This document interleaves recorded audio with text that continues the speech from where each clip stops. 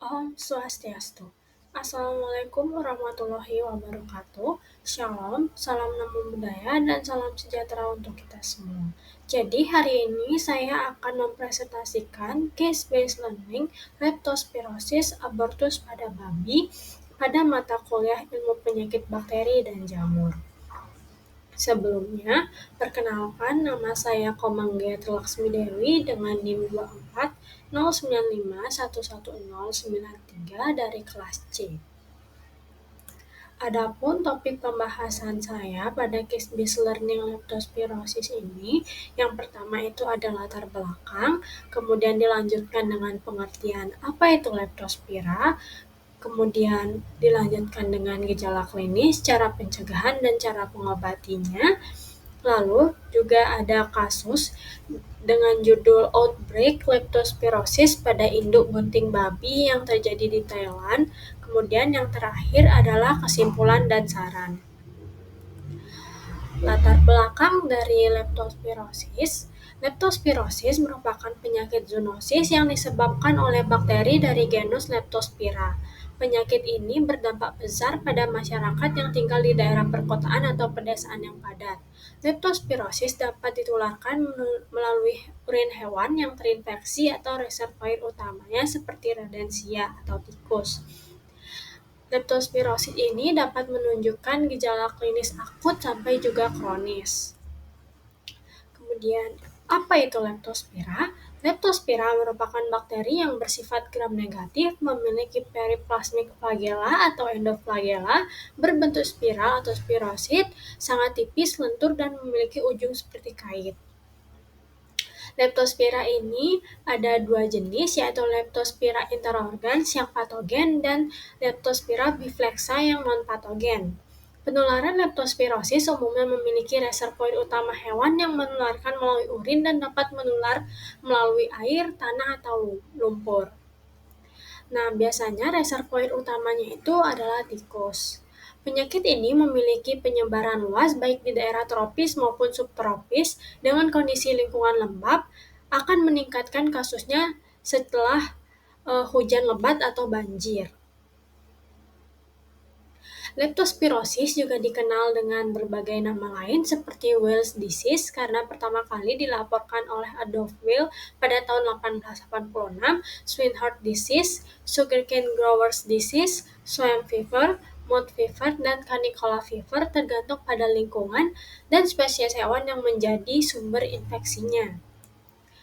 Gejala klinis leptospirosis bervariasi dari tanpa gejala hingga bentuk yang fatal, tergantung pada spesies hewan dan tingkat keparahan infeksinya. Adapun gejala akutnya itu meliputi demam tinggi, muntah, anoreksia, ikterus, poliurea, dan sampai gagal ginjal. Kemudian ada juga gejala kronisnya itu seperti hepatitis atau gagal ginjal kronis yang dapat menjadi karier jangka panjang. Cara mengobati dan cara mencegahnya dilakukan melalui vaksinasi tahunan, kontrol tikus dan hewan pembawa, perbaikan sanitasi, serta penerapan biosecurity yang baik. Kemudian, hewan yang baru juga perlu dikarantina sebelum digabungkan dengan ternak yang lain agar ternak lain itu tidak terinfeksi seandainya hewan baru ini terinfeksi leptospira. Kemudian, apabila ternak terinfeksi, segera diberikan penanganan dan diberikan kepada dokter hewan. Kemudian juga memastikan peternak ini mengikuti prosedur pengobatan atau terapi yang dianjurkan oleh ahlinya atau seorang dokter hewan. Kemudian, adapun kasus yang saya temui yaitu outbreak leptospirosis pada induk bunting babi. Kasus ini ada di Thailand. Kelompok babinya itu terdiri dari 2.600 induk betina dengan kasus abortus mencapai 5% dari induk yang bunting. Kemudian, pada diagnosa, serum dari 11 induk yang abortus diperiksa antibodi leptospira dengan MAT dengan 12 serofor. Kemudian ditemukan bahwa hasilnya itu negatif. Kemudian dengan Dilakukan lagi dengan MCAT dan juga MAT tambahan dengan Cerovar Cechro, Harjo, Bratislava, kemudian ditemukan penyebabnya yaitu Leptospira interorgan Cerovar Bratislava dan Cechro. Kemudian dilakukan pengobatan dengan diberikan klorotetrasiklin dalam pakan sebanyak 800 ppm selama 2 minggu. Lalu 600 ppm selama 2 minggu digabung dengan antibiotik sistemik untuk semua induk yang terpengaruh dan terancam atau beresiko. Setelah pemberian tersebut, demam, anoreksia, dan abortus berhenti.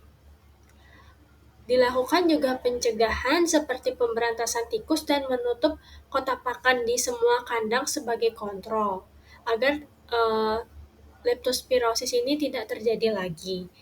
Kemudian ada juga dampak ekonomi yang dihasilkan adalah kerugian karena jumlah anak babi yang disapi itu menurun, nilai induk yang harus dimusnahkan, biaya obat, dan juga tenaga kerja untuk pengobatan dan juga kontrol.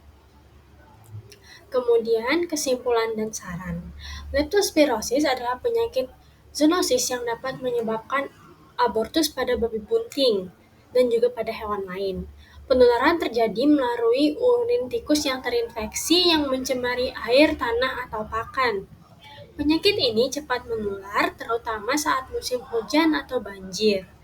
Lingkungan lembab ini mendukung kelangsungan hidup bakteri. Pengobatan dengan antibiotik seperti klorotetrasiklin ini efektif untuk menekan kasus dan mencegah penyebarannya. Pencegahan dapat dilakukan dengan vaksinasi rutin, pengendalian populasi tikus, perbaikan sanitasi kandang, serta penerapan biosecurity.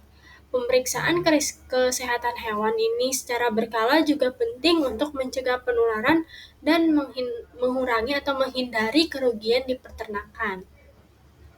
Kemudian ada pun sumber-sumber yang saya ambil. Baik, sekian dari saya. Saya mohon maaf apabila terdapat kesalahan kata atau terdapat kata-kata yang kurang pantas. Akhir kata saya ucapkan terima kasih. Om Santi Santi Santi Om.